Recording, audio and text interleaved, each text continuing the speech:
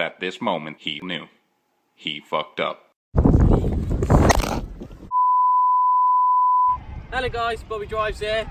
So, I know you guys have been waiting on this review for quite a while, but I've managed to get my hands on the brand new BMW M135i. And from the outset, I think it's a really good looking car. I know not many people are fans of the front, and I think the back's a bit squashed in, but I really like it. Sadly, this does replace the beautiful M140i, which was a 3 litre straight 6-cylinder turbo producing 340 brake horsepower. And this, being the newer car, is actually less by 34 brake horsepower, 2 cylinders less, and a whole litre capacity of engine less. So, is it really better? Well, let's find out. If you are new to the channel, don't forget to subscribe, hit the bell notification button for any new videos coming out, and don't forget to follow me at Bobby Drives.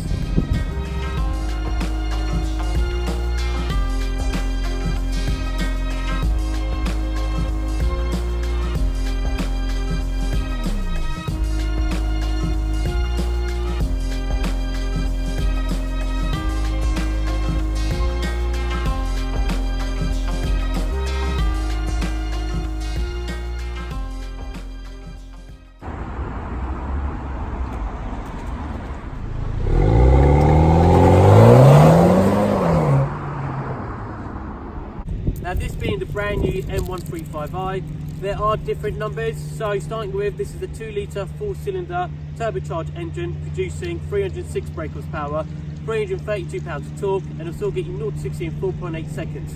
Top speed is 155 miles an hour.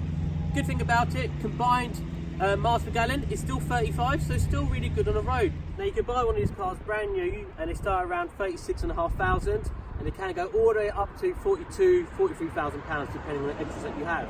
This one does have a few extras, so this is around 39,000. One thing I really like that it has is the tech pack, which basically means you get the heads-up display, adaptive LED lights, adaptive suspension, and you also get a wireless charging port for your phone, so you can just put it down and it'll do its thing. This colour as well, this is a Misano metallic blue. It feels like I'm at the beach. Let me know if you like it. Vote up here, yes or no, if you like this colour. A lot of people do like for the greys and the blacks and the white, but if you want your car to pop, this colour really does do it. Now, starting with the front of the car, welcome to the massive new grille. BMW have always made bigger and bigger kidney grills. I mean, I don't know if you've seen the 7 Series or the X7, they're absolutely humongous. But yeah, this is the front grille. A lot of people are not a fan of them. I actually really like them. I like this cerium grey effect, which goes all the way around, and it's also on here. I think it's really modern. Behind you can see you've got a massive radiator. Down here behind this vent, you actually do have a radiator which does work. These air ducts are open. They supply the air right to the brake, so it does cool them down. This is a little sensor, so if you're about to get any accident, it will warn you that you need to brake, you need to wake up. The wheels are lovely. They are 19-inch. They're like a shadow line. I suppose they're the same cerium grey as the wing mirrors. But yeah, 19-inch with big brake M Sport calipers. Now, the brake discs have actually been upgraded. Sorry. They are 360 millimeters in diameter. Going to the rear, you've got twin exhausts, and you can just see through there. They're not real, but exhausts are. Oh, it's got a valve. What that actually means, when you put your foot down, that valve is going to open. Let's check this one here. Now, see, this one's all fully opened. So what that means, if you're in comfort mode, only this exhaust is going to probably pump out all of the air. When you put your foot down, that little valve in there is going to open, meaning both exhausts will breathe fully.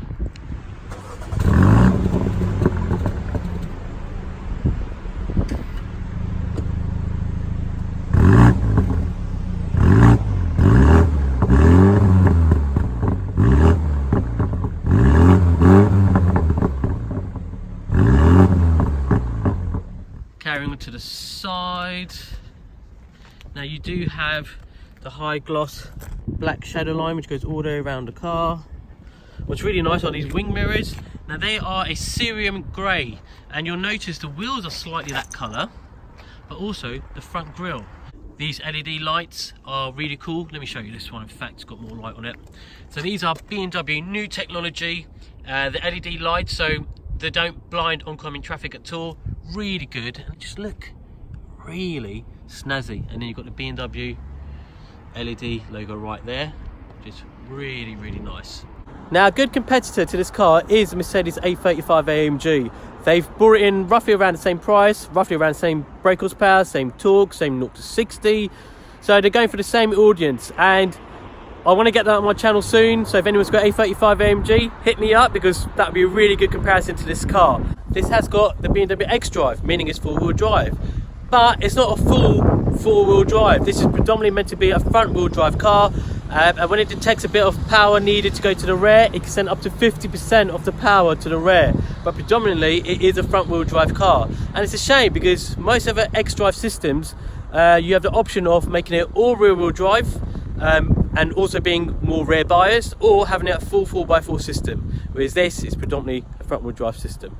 This does have a limited slip diff on the front, meaning it can deliver the power equally to the front wheels as well as to the back.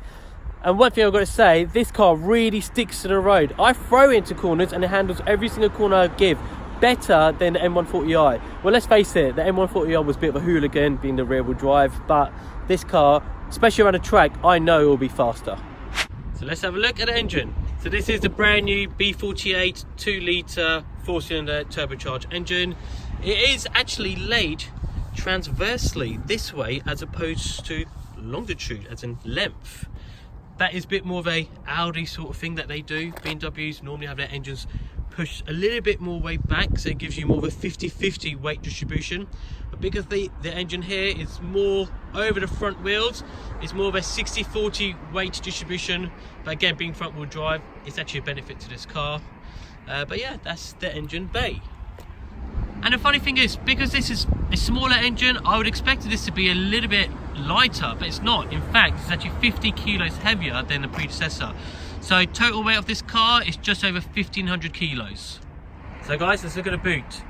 So this is actually bigger by 20 litres more than the previous car. It's got 380 litres capacity. If you put the seats down, which is a 40-60 split, you've got 1,200 litres capacity, which is fantastic.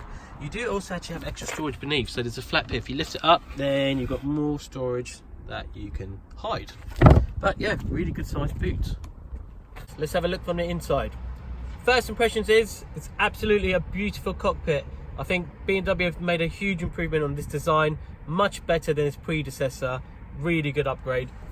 Love the steering wheel. It is a bit thick. I've heard a lot of people say that the steering wheels of BMWs are getting bigger. I don't know about those German hands. They must be huge, but this is a big steering wheel. And it's got the paddle shifts, you know, minus and plus. The good thing is they are controlled by the 8-speed Steptronic gearbox. It's made by Aisin. A lot of people said that it's a bit slow, it's not as good as a ZF gearbox. I really like it. I think it's really responsive, especially when you're in sports mode. Every time you change a gear, it gives it like a little bit of a blip, making it all around a bit more sportier and giving that hot hatch feel. You do have on the steering wheel all the buttons to control your infotainment screen, your music, your volume, your telephone calls. Voice activation command in this car is so much better than any other BMW I've ever experienced in the past, so that's a really good upgrade. Now I know it's really hard for you guys to see it because it's quite bright, but if you can see this bar here, it's on every door, and it's like a coil which goes through it, and it's lit up. So at night time it's got a really nice blue which lights up. I can just about see it, but maybe the camera may not pick it up. That's a really nice modern cool feature. So as part of the tech pack that this car has, which is a £1,500 extra, you do get the heads-up display, you do get the wireless charging pad for your phone. You can just put it there and it's brilliant, does all the charging for you. Your front lights are adaptive LEDs, I might have mentioned this already, and you do have adaptive suspension, which is really good when you put it in comfort mode, because then it becomes that all-round great car for everyday use. It's got a big boot, it can fit 5 people very comfortably. The back actually in fact has got a taller roof line by 1 inch, and the whole space between the seats has grown by 1 inch as well, and that's quite a lot. It makes a big difference. The infotainment screen is totally brand new. It's all touchscreen. Sometimes it's going to take a little bit of while getting used to it, but once you do, it's a brilliant system. It connects to the internet very quickly. You've got your sat nav, your radio, your music. I can actually click on car, and I can change all the configurations in this car, which is really brilliant. Another bit that I really like, there's an option here which says caring car. Now if I press that, I have an option to go between vitalize and relax, And what it does, if I choose relax, it'll put my heated seats on, it'll put the temperature to a warm degree, it'll put some very nice ambient music on, which is really low, and it puts me to relax mode. Or I can change to vitalize, which blasts some air conditioning into my face like every 10 seconds. It turns up the music a little bit more, makes the steering wheel a little bit more agile, so it's making me a little bit more vitalized. Now, a lot of people might say, well, I could just do that myself, put my heated seat on, I could put my temperature to where I want it to be and choose the music that I want.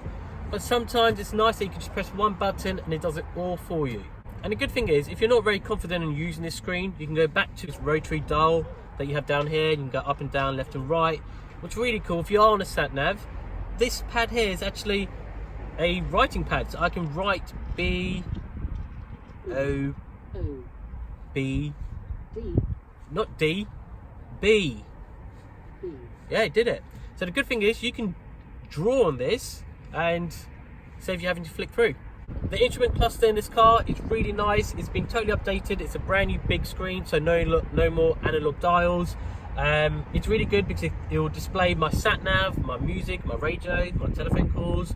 So I really like it. The one thing I'm not too sure about, the speedometer goes up in the normal old-fashioned way, but the rev counter goes the opposite way, which, quite frankly, I have to get a bit used to it. I can hit the home world button and it gives me loads of options, like I can bring up my calendar, I can see what's latest with the news, I can go to BMW Assist, check out what the weather is.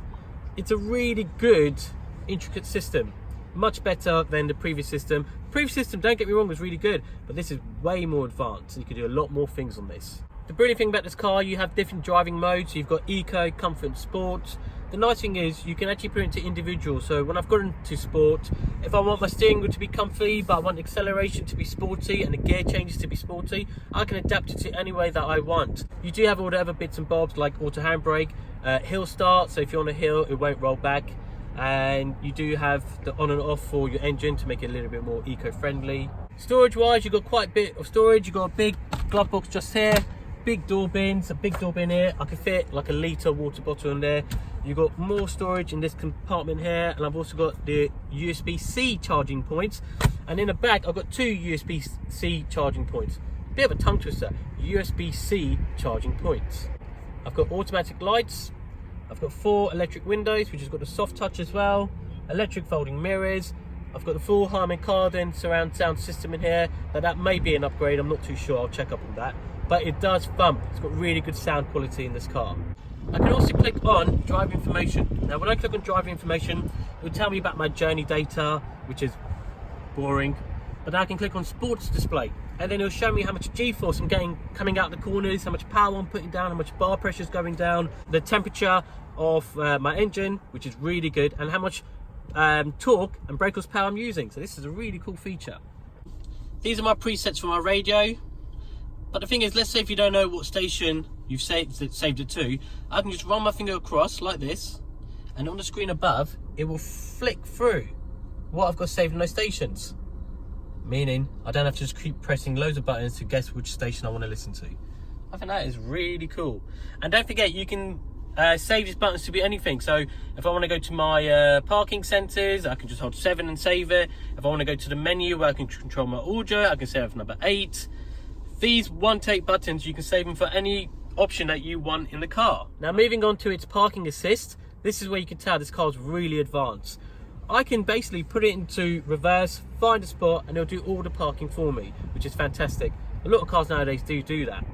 But however, let's say I've driven out and I forgot that I need to get something from the shops, I need to go back to that same space.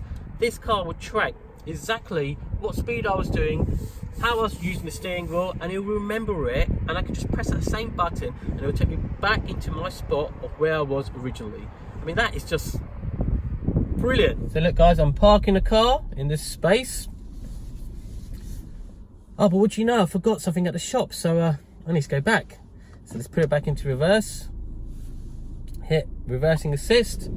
Look at that, steering wheel turns by itself. My hands are here. Ugh, this is really weird, letting go. Oh my God. Oh, and there's a car behind me. But that was brilliant. So guys, I'm gonna try it one more time. As soon as I put the car into reverse, look at the steering wheel. I don't know if you can see it from the bottom right of the screen. Look at my steering wheel right there. This is now doing it all itself. My hands are here. I feel really weird about this. But look, it's memorizing how I pulled into the spot, and it's taking me back out of the spot, and the steering wheel, as you can see in the corner, is still moving by itself. What a brilliant feature. I've actually got someone on the right hand side looking at me right now thinking, what a freak with his hands up like this. But yeah, it does it. So guys, now we've looked around, let's take this car for a drive.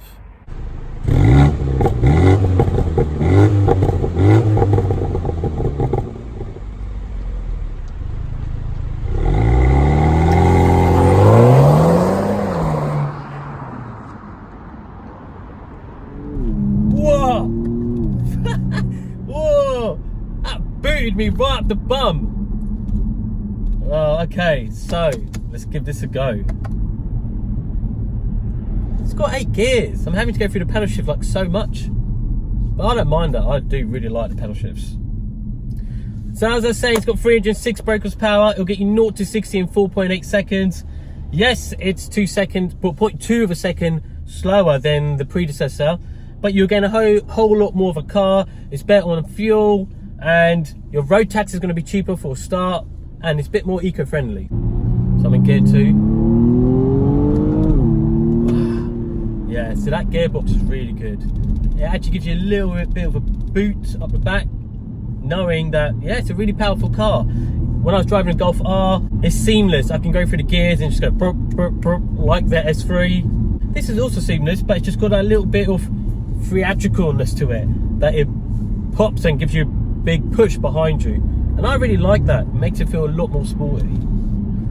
At the same time, when I do put this into comfort, take it out sports, it's a normal 1 Series. And this is where it appeals to all audiences.